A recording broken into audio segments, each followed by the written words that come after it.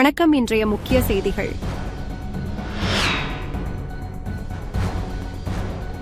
புதுச்சேரி மாநிலத்தில் மோசடியாக பெறப்பட்ட 1 லட்சம் ரேஷன் கார்டுகளால் புதுச்சேரி அரசுக்கு ஆண்டுக்கு ரூபாய் 63 கோடி இழப்பு ஏற்பட்டுள்ளதாக புகார் எழுந்துள்ளது.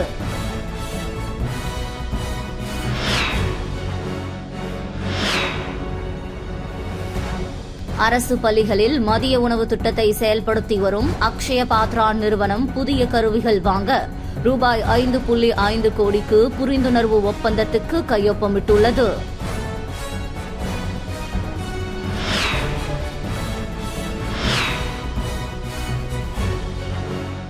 புதுச்சேரியில் கடற்கரை பாதுகாப்பு ஒத்திகையின் போது டிஐஜி சத்யசுந்தரம் போலீசாருடன் கடலில் படகில் சென்று மீனவர்களின் படகுகளில் விசாரணை மேற்கொண்டார்.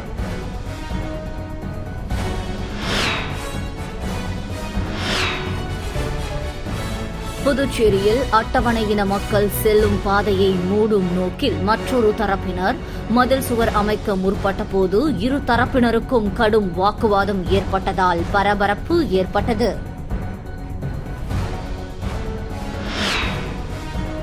இனி வருவது விரிவான செய்திகள்.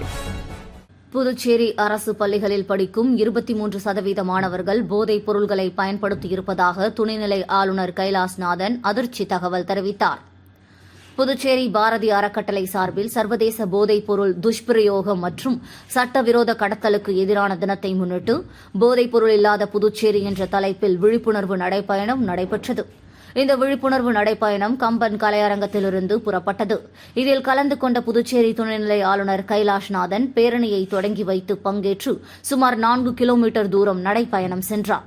சுமார் 500க்கும் மேற்பட்ட பள்ளி மற்றும் கல்லூரி மாணவர்கள் கலந்து கொண்ட விழிப்புணர்வு நடைப்பயணமானது போதைப்பொருள் எதிர்ப்பு கோஷங்களை எழுப்பியவாறு அண்ணா சாலை, காந்தி வீதி, ரயில் நிலையம் வழியாக சென்று கடற்கரை சாலை, காந்தி சிலை அருகே நிறைவடைந்தது. பின்னர் மாணவர்கள் மத்தியில் பேசிய துணைநிலை ஆளுநர் கைலாஷ்நாதன், புதுச்சேரியில் போதைப்பொருள் சம்பந்தமாக ரகசிய சர்வே நடத்தப்பட்டது என்றும் அந்த சர்வேயில் அரசு பள்ளியில் படிக்கும் 23% மாணவர்கள் போதைப்பொருள் பயன்படுத்தி இருக்கிறார்கள் என்ற அதிர்ச்சி தகவலை தெரிவித்த துணைநிலை ஆளுநர், போதைப்பொருள் விற்பனை செய்பவர்களை காவல்துறை இரும்பு கரம் கொண்டு ஒடுக்க வேண்டும் என்று கேட்டுக் கொண்டார். புதுவை கூட்டுறவுத்துறையில் 8 இளநிலை ஆய்வாளர்களுக்கான பணி நியமன ஆணையை முதல்வர் ரங்கசாமி வழங்கினார். புதுவை கூட்டுறவுத்துறையின் கீழ் நேரடி நியமனத்திற்காக 15/12/2024 அன்று நடத்தப்பட்ட இளநிலை ஆய்வாளர் பணிக்கான எழுத்துத் தேர்வில் 38 பேர் தேர்வு செய்யப்பட்டனர். இவர்களில் பல்வேறு காரணங்களுக்காக சிலர் அப்பணியில் சேரவில்லை. இதையடுத்து காத்திருப்பு பட்டியலில் இருந்த 8 பேருக்கு முதல்வர் ரங்கசாமி அந்த பணிக்கான நியமன ஆணையை தனது அலுவலகத்தில் வழங்கினார். அப்போது சட்டப்பேரவைத் தலைவர் செல்வம், கூட்டுறவு சங்கங்களின் பதிவாளர் யஷ்வந்தையா மற்றும் துறை அதிகாரிகள் உடனிருந்தனர். காரைக்கால் மாவட்டத்திற்கு வந்த காவிரி நீரை அமைச்சர் திருமுருகன் மற்றும் எம்எல்ஏக்கள் மலர்தூவி வரவேற்றனர். காரைக்கால் மாவட்டம் கடைமடை பகுதி என்பதால் தமிழகத்திலிருந்து ஆண்டுதோறும் காவிரி தண்ணீர் வருகிறது. இதனால் விவசாய பணிகள் மேற்கொள்ளப்பட்டு வருகிறது. இந்த ஆண்டு மேட்டூர் அணையிலிருந்து கடந்த 12ஆம் தேதி தண்ணீர் திறக்கப்பட்டது. இந்த தண்ணீர் தமிழகத்தின் பல்வேறு பகுதிகளுக்கு சென்று பின் காவிரி ஆற்றின் கடைமடை பகுதிக்கு வருகிறது. காரைக்கால் மாவட்டத்தில் காவிரி நீரை நம்பிய 5000 ஹெக்டேர் நிலப்பரப்பில் விவசாய பணிகள் நடந்து வருகிறது. கடந்த சில நாட்களுக்கு முன் கல்லணையில் திறக்கப்பட்ட காவிரி நீர் நேற்று காரைக்கால் எல்லையில் உள்ள அம்பகரத்தூர், நூலாறு, தட்டாறு, வாஞ்சியாறு வழியாக வந்தது. காவிரி நீரை அமைச்சர் திருமுருகன் மற்றும் சிவா எம்எல்ஏ ஆகியோர் மலர் தூவி வரவேற்று குறுவை பாசனத்திற்கு திறந்து வைத்தனர். இந்த நிகழ்ச்சியில் பொதுப்பணித்துறை கண்காணிப்பு பொறியாளர் சந்திரசேகரன், செயற்பொறியாளர் மகேஷ், கடைமடை விவசாய சங்க தலைவர் சுரேஷ் உள்ளிட்ட பலர் பங்கேற்றனர். புதுச்சேரி மாநிலத்தில் மோசடியாக பெறப்பட்ட 1 லட்சம் ரேஷன் கார்டுகளால் புதுச்சேரி அரசுக்கு ஆண்டுக்கு ரூபாய் 63 கோடி இழப்பு ஏற்பட்டுள்ளதாக புகார் எழுந்துள்ளது. புதுச்சேரி குடிமைப் பொருள் வழங்கல் துறை மூலம் ரேஷன் கார்டுகளை கணக்கிட்டு வழங்கப்படும் இலவச அரிசியில் பல கோடி மோசடி நடந்துள்ளது என்றும் இது தொடர்பாக விசாரிக்க லஞ்ச ஒழிப்புத்துறைக்கு உத்தரவிட வேண்டும் என புதுச்சேரியைச் சேர்ந்த வழக்கறிஞர் பாலமுருகன் தகவல் உரிமை சட்டத்தின் கீழ் பெற்ற தகவல்களுடன் தலைமை செயலரிடம் புகார் அளித்துள்ளார். அவர் அளித்துள்ள புகார் மனுவில் புதுச்சேரி மாநிலத்தில் மொத்தம் 3,62,136 ரேஷன் கார்டுகள் உள்ளன. இதில் மஞ்சள் ரேஷன் கார்டுகள் 1,59,404, சிவப்பு ரேஷன் கார்டுகள் 2,06,007, ஆண்டு வருமானம் 72,000ற்குள் இருப்பவர்களுக்குத்தான் அவர்கள் வறுமையில் உள்ளதாக கருதி சிவப்பு ரேஷன் கார்டு வழங்கப்படுகிறது. அப்படி இருக்கும்போது மாநிலத்தில் அரசு மற்றும் தனியார் கல்லூரிகளில் 1,04,000 மாணவர்கள் படிக்கின்றனர். அரசு கல்வி நிறுவனங்களில் பயிலும் மாணவர்கள் சிவப்பு ரேஷன் கார்டு பெற தகுதியுள்ளவர்களாக இருப்பர். தனியார் கல்வி நிறுவனங்களில் பயிலும் மாணவர்களின் குடும்பத்தினர் கண்டிப்பாக சிவப்பு ரேஷன் கார்டு பெற தகுதியுடையவர்களாக இருக்க மாட்டார்கள். எனவே தகவல் உரிமை சட்டத்தின் கீழ் பெற்ற தகவலின் அடிப்படையில் 1,04,000 ரேஷன் கார்டு மோசடியாக பெறப்பட்டுள்ளது. இதன் மூலம் ஆண்டிற்கு ரூபாய் 63 கோடியே 30,24,000 அரசுக்கு இழப்பு ஏற்பட்டுள்ளது. இந்த மோசடி சம்பந்தமாக விசாரணை நடத்த லஞ்ச ஒழிப்புத்துறைக்கு உத்தரவிட வேண்டும் என குறிப்பிடப்பட்டுள்ளது. அரசு பள்ளிகளில் மதிய உணவு திட்டத்தை செயல்படுத்தி வரும் அக்ஷய பாத்ரா நிறுவனம் புதிய கருவிகள் வாங்க ரூபாய் 5.5 கோடிக்கு புரிந்துணர்வு ஒப்பந்தத்துக்கு கையொப்பமிட்டுள்ளது. அக்ஷய பாத்ரா நிறுவனம் 16 மாநிலங்கள் மற்றும் 3 யூனியன் பிரதேசங்களில் உள்ள அரசு பள்ளிகளில் மதிய உணவு திட்டத்தின் வாயிலாக மாணவர்களுக்கு உணவு வழங்கி வருகிறது. இந்த நிறுவன சமையல் அறைகளில் மாணவர்களின் நலன் கருதி புதிய கருவிகள் வாங்கி நிறுவ ரூபாய் 5.5 கோடிக்கு புரிந்துணர்வு ஒப்பந்தத்தில் கையொப்பமிடப்பட்டுள்ளது. PW LPG இந்தியா என்ற நிறுவனமும் அக்ஷய பாத்ரா நிறுவனமும் இந்த ஒப்பந்தத்தில் கையொப்பமிட்டுள்ளன. அக்ஷய பாத்ரா அறக்கட்டளையின் நிதிநியல் தலைவர் பாலாஜி முன்சூர்பேட் மற்றும் PW LPG இந்தியா நிறுவனத்தின் இயக்குநர் கௌரவ் பாட்டியா ஆகியோர் இதற்கான ஒப்பந்தத்தில் கையொப்பமிட்டனர். இதன் மூலம் புதுச்சேரியில் உள்ள மைய சமையல் கூடத்துக்கு குழம்பு தயாரிக்கும் 3 இயந்திரங்கள் கிடைக்க உள்ளன. ஒவ்வொன்றும் 500 லிட்டர் கொள்ளளவு உடையவை. புதுச்சேரிக்கு மட்டும் ரூபாய் 15 லட்சம் மதிப்பில் புதிய கருவிகள் கிடைக்கும் என்றும் செப்டம்பர் மாதம் முதல் இந்த கருவிகள் பயன்பாட்டுக்கு வரும் என்று கூறப்படுகிறது. புதுச்சேரியில் கடற்கரை பாதுகாப்பு ஒத்திகையின் போது DIG சத்யசுந்தரம் போலீசாருடன் கடலில் படகில் சென்று மீனவர்களின் படகுகளில் விசாரணை மேற்கொண்டனர். கடற்கரை பாதுகாப்பை உறுதிப்படுத்தும் வகையில் கடற்கரை பாதுகாப்பு ஒத்திகை ஆண்டுதோறும் நடைபெறும்.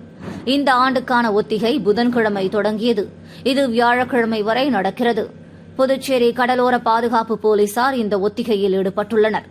கடல் வழியாக புதிய நபர்கள் மற்றும் புதிய படகுகள் வருவதை அவர்கள் கண்காணித்து வருகின்றனர். மேலும் DIG சத்யசுந்தரம், முதல்நிலை காவல் கண்காணிப்பாளர் கலைவாணன் ஆகியோர் போலீசாருடன் கடலில் படகில் சென்று மீனவர்களின் படகுகளில் விசாரணை மேற்கொண்டனர்.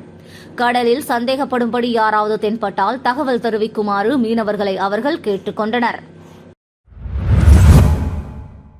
அரியாங்குப்பம் பாரதியார் பல்கலைக்கூடத்தில் தவில், நாதஸ்வர பட்டய படிப்புகளுக்கான விண்ணப்பங்கள் வரவேற்கப்படுகின்றன. புதுச்சேரி அரியாங்குப்பம் பாரதியார் பல்கலைக்கூடத்தின் முதல்வர் அன்னபூரணி வெளியிட்டுள்ள செய்திக்குறிப்பில், கடந்த 2003ஆம் ஆண்டு முதல் தவில் மற்றும் நாதஸ்வர பட்டய படிப்புகள் தொடங்கப்பட்டு தொடர்ந்து நடந்து வருகின்றன.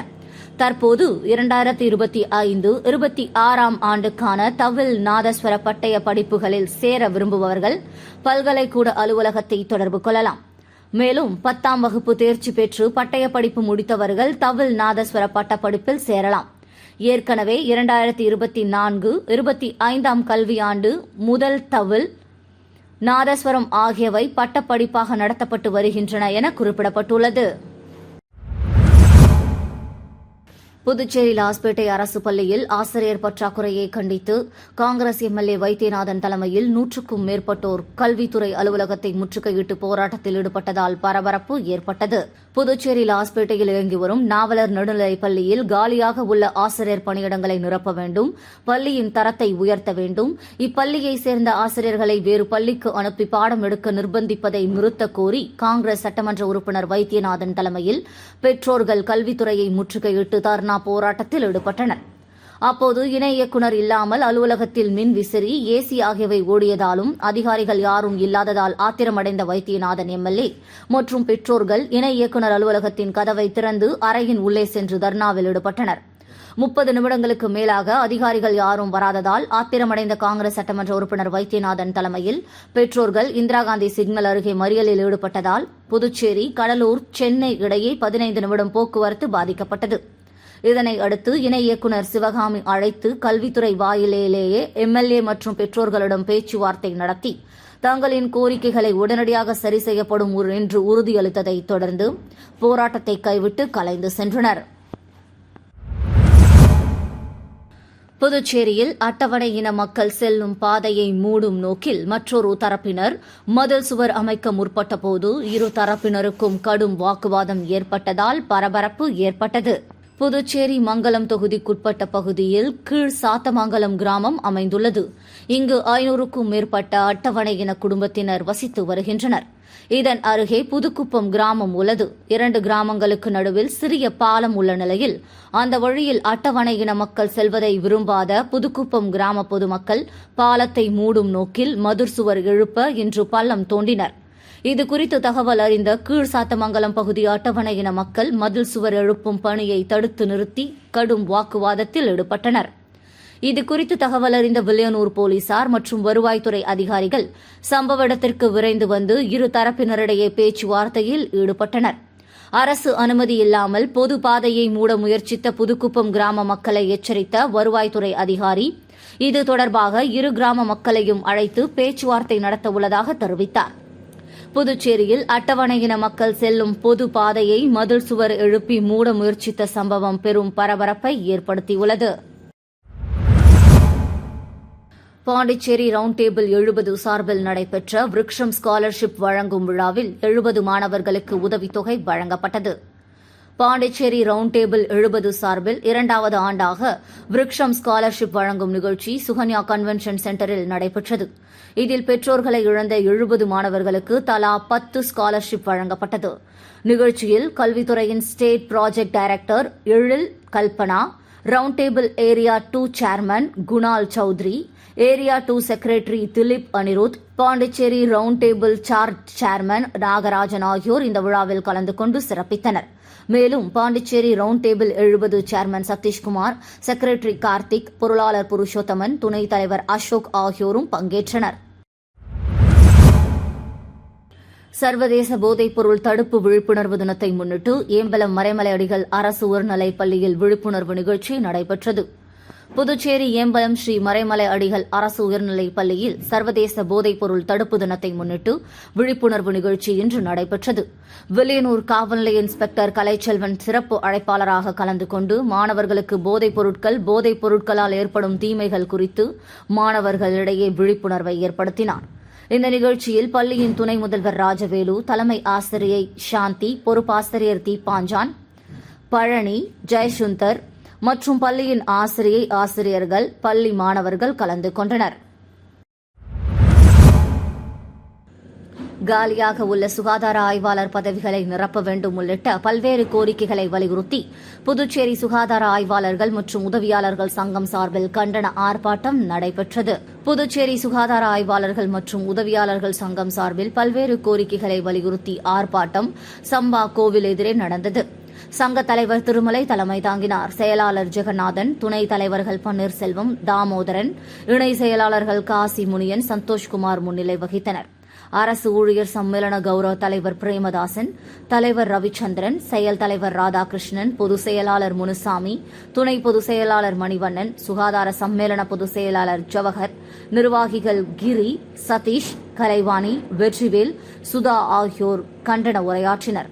ஆர்ப்பாட்டத்தில் சுகாதார ஆய்வாளர்களுக்கு அளிக்கப்பட்ட ஊதிய உயர்வுக்கு மத்திய அரசின் ஒப்புதலை பெற நடவடிக்கை எடுக்க வேண்டும், காலியாக உள்ள சுகாதார ஆய்வாளர் பதவிகளை தகுதி வாய்ந்த உதவியாளர்களை கொண்டு நேர்மையான முறையில் நிரப்ப வேண்டும், 7வது ஊதிய குழு பரிந்துரைப்படி உயர்த்திய நோயாளி கவனிப்புப்படி நிலுவைத் தொகையை உடனே வழங்க வேண்டும் உள்ளிட்ட பல கோரிக்கைகள் வலியுறுத்தப்பட்டன. மீண்டும் இன்றைய முக்கிய செய்திகள்.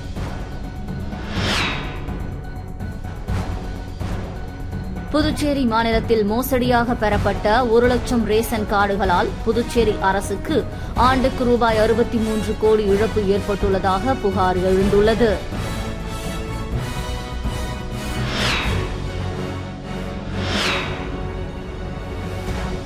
அரசு பள்ளிகளில் மதிய உணவு திட்டத்தை செயல்படுத்தி வரும் அக்ஷய பாத்ரா நிறுவனம் புதிய கருவிகள் வாங்க ரூபாய் 5.5 கோடிக்கு புரிந்துணர்வு ஒப்பந்தத்துக்கு கையொப்பமிட்டுள்ளது.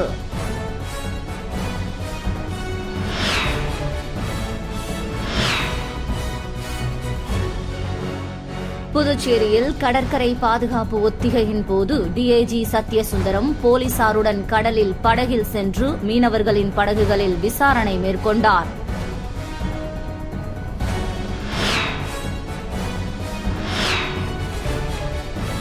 புதுச்சேரியில் அட்டவணையின மக்கள் செல்லும் பாதையை மூடும் நோக்கில் மற்றொரு தரப்பினர் மதில் சுவர் அமைக்க முற்பட்ட போது இரு தரப்பினருக்கும் கடும் வாக்குவாதம் ஏற்பட்டதால் பரபரப்பு ஏற்பட்டது.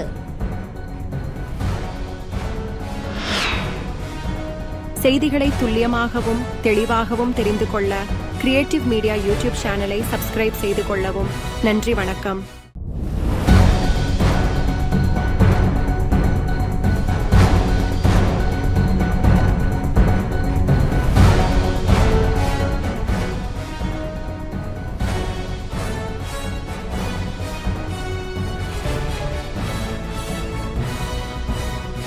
நம்ம சேனலை சப்ஸ்கிரைப் பண்ணுங்க, லைக் பண்ணுங்க, ஃப்ரெண்ட்ஸ்க்கும் ஷேர் பண்ணுங்க. தேங்க்யூ.